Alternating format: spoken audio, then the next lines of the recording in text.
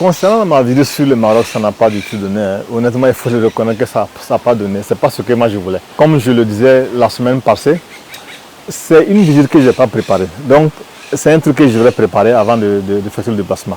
Voilà. Mais néanmoins, j'ai quand même eu quelques idées de business.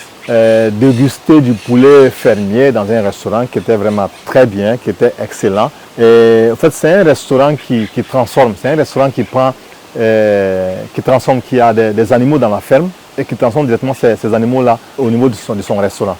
C'était lors d'un passage, je partais à Chepchouan et j'ai vu un restaurant au bord du goudron, je me suis arrêté. À ma grande surprise, dans le menu, il y avait du poulet fermier. Ils prennent les produits directement de leur ferme pour servir les clients. Et quand j'ai vu ça, vraiment, je lui ai demandé, mais est-ce que je peux visiter la ferme? Il me dit non, que présentement dans la ferme, il n'y a personne. Et d'ailleurs, il me dit que la ferme se trouve juste derrière le restaurant. Et je me suis levé, effectivement, j'ai vu la ferme qui était tout juste derrière le restaurant. Et j'ai vu, il y avait des dindons, il y avait des canards, il y avait des poules, il y avait des moutons, des chèvres. Ils étaient servis directement au restaurant. Vous voyez? Et franchement, j'avoue que quand j'ai goûté le poulet, j'étais vraiment content parce que c'était excellent. La chair n'a absolument rien à voir avec les trucs de 45 jours.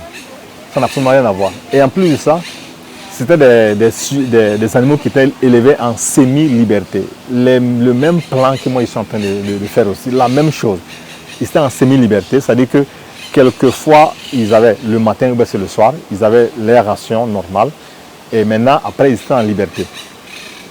Voilà, tu vois, non? Donc, ça veut dire que c'est le même plan, le même objectif que moi j'ai aussi. J'étais vraiment surpris quand j'ai vu ça. La viande n'a absolument rien à voir avec les sujets qui sont, consommés en 45 jours et les sujets qui sont aussi confinés 24 sur 24. Ça n'a absolument rien à voir. Vous voyez? Absolument rien. Parce que les sujets qui sont confinés 24 sur 24 n'ont pas tous les nutriments qu'il faut pour avoir ce goût-là. Donc c'est ce que j'ai découvert quand j'étais au Maroc, lors d'un passage pour aller visiter Chepchouan. Chepchouan, c'est un petit village là qui est connu, un village touristique qui est vraiment connu au Maroc, qui a des édifices avec la peinture bleue, en fait, presque tout le village est peint en bleu. Voilà, donc c'est vraiment connu, c'est un coin, un lieu touristique. Oui, l'évolution des choses au pays, présentement ça va bien, il n'y a pas de problème. La semaine passée, on a vendu deux cartons de poussins. On a vendu un carton à 37 500. Voilà, à 37 500 parce que ce n'est pas la race locale en tant que telle. C'est des races locales améliorées, mais la race lourde des Goliaths et des Curolaires. Voilà, ça a une croissance rapide par rapport aux autres. Mais c'est toujours du poulet africain. Le métissage entre Goliath et Curolaires. Voilà. Les Curolaires, ce n'est pas des races, c'est pas une race africaine en tant que telle, mais ça ressemble aussi à la race que nous avons sur place.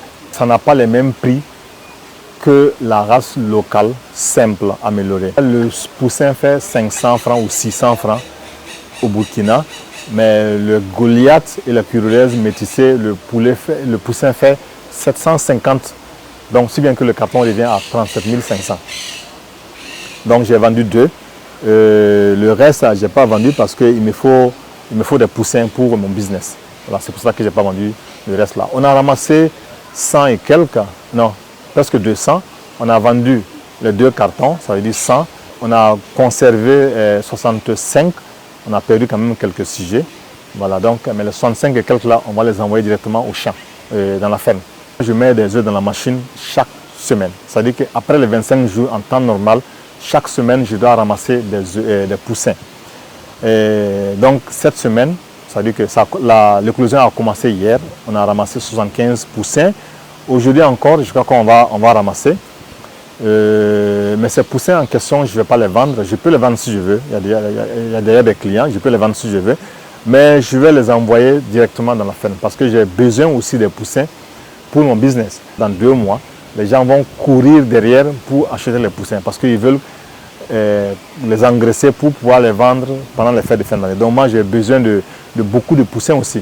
800 poussins par mois ou 700 poussins par mois comme ça, au minimum, pour faire mon business. Donc, ça veut dire que j'ai énormément besoin de poussins. Je ne vais pas tout vendre les poussins qui vont sortir. Il faut les conserver, il faut songer aussi au business qu'ils sont en train de mettre en place. Voilà, ça c'est l'objectif, quoi. Les sujets qui sont présentement en semi-liberté vont très bien, il n'y a aucun problème, parce que j'ai demandé au basse-courrier avant-hier s'il pouvait attraper quelques sujets de la première bande et voir le poids. On s'est retrouvé avec 7 kg, non, 17 kg, avec 1 kg 300, quelques têtes, 1 kg 100, quelques têtes aussi, 900 grammes, quelques têtes. Et maintenant la deuxième bande, qui donc franchement que j'avais expliqué, qui ont un problème de croissance là. La deuxième bande, il y a quelques têtes qui ont 600, 700 grammes aussi. Cette bande-là a un sérieux problème parce que, comme je le disais lors de la vidéo précédente, les conditions n'étaient pas du tout réunies lors de la réception de ces poussins. Donc si bien qu'on a du mal à rattraper la croissance. Nous sommes en retard de 2 semaines de croissance et franchement, ce n'est pas du tout facile. Mais on va essayer de faire avec. On va faire avec, on va mettre le maximum pour pouvoir... ils sont nourris, ils sont confinés, ils ne sont pas du tout en semi-liberté, comme la première bande là. Ces poussins sont confinés et ils ont les rations matin, midi, soir. Mais malgré ça, ça a du mal à prendre. En fait, ça prend quelques grammes, mais ce n'est pas des poussins de 1 mois. En fait, à 1 mois, la taille qu'ils ont en temps normal, ils devraient dépasser cette taille-là. Mais on va faire avec. Si on doit les mettre en liberté, en semi-liberté avec les autres, voilà, et attendre même 6 mois ou 3 mois pour les vendre, il n'y a aucun problème. Mais on ne va pas les mettre en confinement, les nourrir pendant 6 mois et les vendre. Parce que là, c'est une perte. Mais s'ils sont en semi-liberté, on va les vendre, on va les conserver pendant le temps qu'il faut et les vendre. Sinon, directement, on va les conserver et les amener directement à la reproduction, quoi. Voilà, ça aussi c'est faisable. Sinon, dans l'ensemble, en tout cas, ça va, il n'y a pas de problème. Les sujets qui sont en semi-liberté sont vraiment contents. Ça se voit qu'ils s'épanouissent étant dehors. Voilà. Et tu as dû remarquer lors de la vidéo précédente, quand j'ai présenté les sujets qui sortaient, couraient, ça sautait. Franchement, ça s'envolait, c'était vraiment bien. C'était vraiment joli à voir. Concernant la ponte, il n'y a pas de problème. On ramasse 11 plaquettes en 6 jours. Je crois que le bilan est vraiment positif, quoi. C'est pas mal. 11 plaquettes en 6 jours, c'est pas du tout mal. La semaine passée, en 6 jours, on a ramassé 11 plaquettes. La semaine passée aussi, en 6 jours, on a ramassé 11 plaquettes. Et cette semaine, on verra combien on va ramasser en 6 jours aussi. Beaucoup disent de ne pas attendre 7 jours pour les mettre dans la machine. C'est vrai, mais ça, c'est quand il fait très chaud. Mais présentement, c'est le mois d'août au Burkina. Il pleut, donc il ne fait pas très chaud comme ça. On peut attendre tranquillement 1 semaine avant de mettre ces œufs dans la machine sans aucun problème. Oui, le bilan est positif. La vente, si on veut vendre les œufs, on va les vendre. Si on veut vendre les poussins, on peut les vendre aussi. Mais présentement, on doit mettre d'abord le projet en place, qui est la restauration. Et récemment, j'ai trouvé un système qui me permet de gaspiller moins d'aliments concernant les sujets qui sont destinés à la transformation. Voilà, donc c'est ce qui fait que je ne ressens pas tellement les dépenses là concernant l'alimentation. Ça, c'est vraiment intéressant. L'alimentation, si tu parviens à maîtriser ça, franchement, c'est une bonne chose. Voilà, comme je le disais, ici, tu as les poussins qui sont sortis hier. Je crois qu'on a au total 60, combien là, 70 ou 73 comme ça. Là, c'est les poussins qui sont sortis hier. Voilà, là, ils seront là pendant 2 à 3 jours. On va les prendre en charge pendant ces 3 jours-là. Et aussi faire le vaccin, faire la bile. Et après la bile, sinon on va aussi attendre les autres sorties. Je crois que ça c'est en train de sortir. On va attendre demain et après-demain. On va les mettre ensemble pour ne pas faire les dépenses, les mêmes dépenses 2 fois. Voilà, donc on va les mettre tous ensemble. On fait la bile et on les transfère au champ. Voilà. Là, c'est les poussins comme ça. Vous voyez comment est-ce qu'ils sont. Il n'y a aucun problème. Je vois que tout va bien.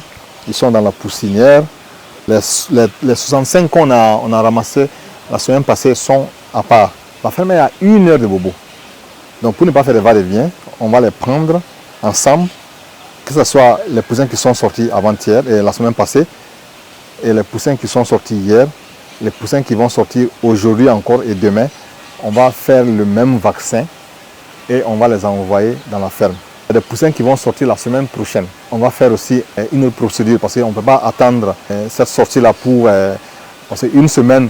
Les laisser là, on n'aura pas assez de place pour les conserver. Et en plus de ça, plus ça met du temps, plus ça grandit. Et plus tu auras des problèmes pour les mettre dans la caisse, pour les transferts. Vous voyez? Donc là, on va les envoyer directement dans quelques jours au champ. Voilà, là c'est la machine comme ça. Là c'est la machine de 1056 œufs. Dans quelques jours, dans une semaine, on va encore ramasser des poussins. Tu vois qu'ici il y a une place vide, c'est les poussins qui sont sortis. Il y aura encore d'autres sorties dans quelques jours. Voilà, donc il y aura encore d'autres sorties aujourd'hui et demain. Ici, tu as les génitaires, le point clé du business. On n'a pas assez. On a 91 poules ici. Mais l'année prochaine, si tout va bien, on va mettre 500 poules. 500 à 400 poules. Tout est venu de là. C'est ça qui nous donne des œufs, c'est ça qui nous donne des poussins. Voilà, c'est ça qui fait vivre aussi la ferme. C'est ça qui fait vivre aussi. C'est grâce à ça aussi que les employés ont leur salaire. Vous voyez? Donc c'est grâce à ça aussi qu'on peut créer de l'emploi. Vous voyez, c'est vraiment important, quoi. Créer de l'emploi et faire des bénéfices.